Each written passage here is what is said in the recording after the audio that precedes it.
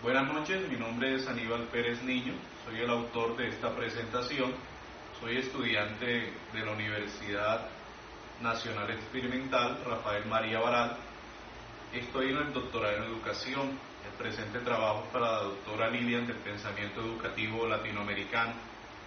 Escogí a un pedagogo latinoamericano, nacido en Brasil en 1921 y murió en 1997, les hablo de Paulo Freire.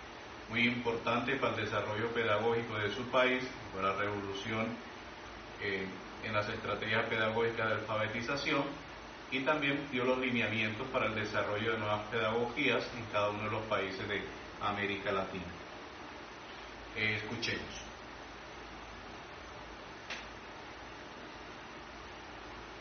Tenemos ahí la reseña histórica. Paulo Freire nació en una época en la cual ocurrió la recesión económica mundial, porque fue el tubo negro en Estados Unidos, donde la economía se desplomó a nivel mundial. Esto impactó mucho a los países, sobre todo latinoamericanos, que muchas veces somos las despensas de los países de Estados Unidos, y en lo cual las políticas también de Estados Unidos, más adelante fue la doctrina de la seguridad nacional, donde se defendían los derechos del imperialismo sobre aquellos países que eran la servidumbre de ellos. Paulo Freire pertenecía a la clase media pobre, vivió en carne propia el hambre y la pobreza, por lo tanto, dentro de su desarrollo profesional estuvo en la inquietud de transformar la situación social a través de la educación. Paulo Freire se dio cuenta que transformar la mentalidad de los jóvenes también transformaba la sociedad, porque eran los relevos de los padres dentro de la sociedad. En Brasil los que votaban eran los que sabían leer y escribir. Paulo Freire se interesó también en preparar a la población para el derecho que tenían de elegir y transformar las situaciones sociales opresoras de su país. En 1964 hubo una dictadura en Brasil. Al señor Freire le tocó el exilio en Bolivia y en Chile, pero siguió desarrollando su pedagogía. En el exilio tuvo una de sus obras, la cual le valió el mérito para ser profesor invitado de la Universidad de Harvard. Esa obra se llamó La educación como práctica de la libertad. En la concepción educativa he escogido tres partes. Primero escogí la pedagogía crítica. Dentro de la pedagogía crítica dice que hay que construir sociedades de la conciencia de los problemas sociales que afectan en las aulas. ¿Por qué? Porque el estudiante es el reflejo de cómo está el país, el reflejo de cómo está la sociedad. Yo trabajo en la periferia, trabajo con muchachos con problemas y me doy cuenta cómo está su situación económica en la casa, cómo está el nivel de afecto. Por lo tanto, Freire, aquí confronto la realidad que presenta Freire, que el estudiante es el espejo de la realidad social. Esto dentro de su obra Pedagogía Crítica. Los estudiantes son el sujeto de la historia porque son el relevo generacional, por lo tanto son producto de la historia que circunscribe las relaciones sociales en las cuales viven y también las transforma. También dentro de esta pedagogía crítica dice que solo en la educación puede nacer la verdadera sociedad. Enfocar ahí. Y ya de una vez él acuña el término de literacidad. ¿Qué significa? Que lo que el estudiante lee, aprende. Los textos primero tienen que ver, antes de analizar la situación del mundo, primero deben analizar la situación social. Lo que lee los textos debe llevarle él a analizar la situación de su nación y las medidas cómo debe transformarlas. Segunda parte tiene una obra que es la pedagogía del oprimido, donde él critica la educación bancaria. Freire dice que la educación bancaria, esa que piensa que el joven es un depósito de conocimientos, es una educación de los opresores. ¿Por qué? Porque al dirigente, al burgués, lo que le interesa es que el estudiante memorice, pero que esa memoria no la lleve a la práctica ni a darse cuenta de las injusticias que están a su alrededor. Por lo tanto, la clase opresora quiere que el estudiante sea un memorístico. Entonces él critica esa educación bancaria como propia del liberalismo. El profesor dentro de esta educación bancaria se presenta como el único que sabe el conocimiento y los estudiantes lo que deben hacerlo es reproducirlo. Por lo tanto, en las clases altas y dirigentes lo que le interesa es una sociedad narcotizada y alienada. Dentro de la pedagogía del oprimido también está la alfabetización crítica. ¿Qué significa? Que el estudiante, cuando aprende a leer o escribir, debe entender que esa lectura o esa escritura es liberadora. También que los estudiantes, los alumnos, deben producir cultura, no reproducir cultura. O sea, dentro del, como decía Ortega y Gasset, que es un filósofo español, yo soy yo en mis circunstancias. La cultura es toda la producción del ser humano, tanto científica, técnica y demás. La educación debe salvaguardar que los seres humanos produzcan nueva cultura, nuevos conocimientos, no que cosas impuestas por el imperialismo sean otra vez llevadas al suelo americano. También tenemos como punto 3 la pedagogía de la pregunta, un poco la mayéutica. Las preguntas a través de la historia no cambian, cambian son las respuestas.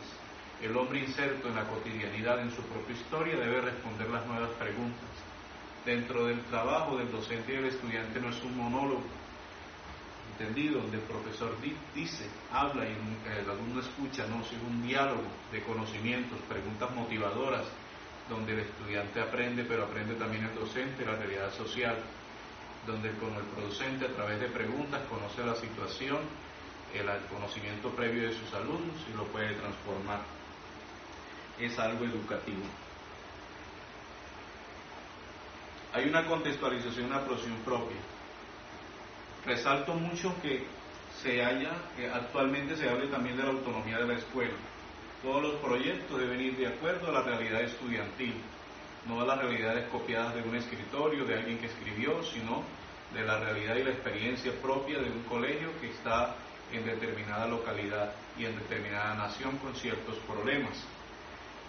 También algo a resaltar de su trabajo es la teología de la liberación.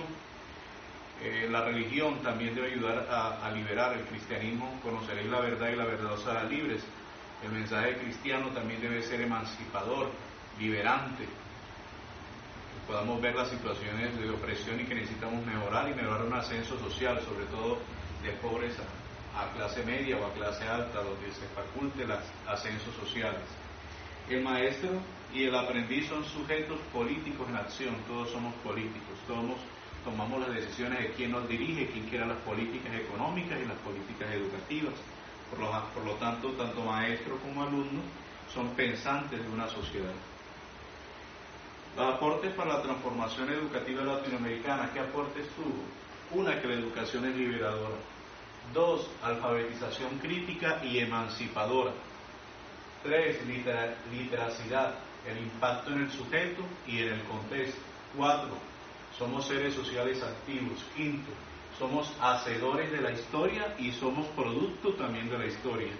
O sea, somos producto porque estamos sobre los hombros de aquellos que lucharon por los derechos, que lucharon por la dignidad del ser humano, pero nosotros seguimos transformando historia, no dejarnos alienarnos por situaciones injustas de opresión y por clases dirigentes o clases políticas que quieren mantenerse en el poder y en la prosperidad a través del pobre. Reflexión. La reflexión es la siguiente: la alfabetización y por consiguiente toda la tarea de la educación solo es auténticamente humanista en la medida en que se procura una integración del individuo y su realidad nacional. ¿Entendido? El ser humano no debe tener miedo a la libertad.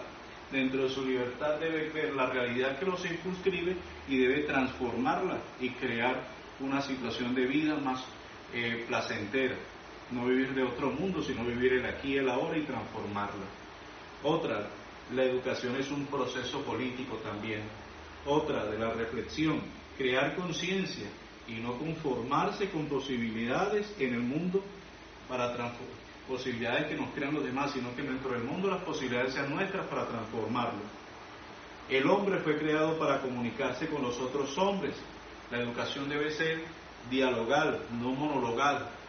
Entonces las clases dirigentes hablan y el pueblo escucha. No, las clases dirigentes y el pueblo hablan mutuamente, se comunican y crean estrategias para salir adelante. Una idea también del señor Freire es: si los hombres son los productores de esta realidad y si ésta, en la inversión de la praxis, se vuelve sobre ellos y los condiciona a transformar la realidad opresora, es tarea histórica, es la tarea de los hombres.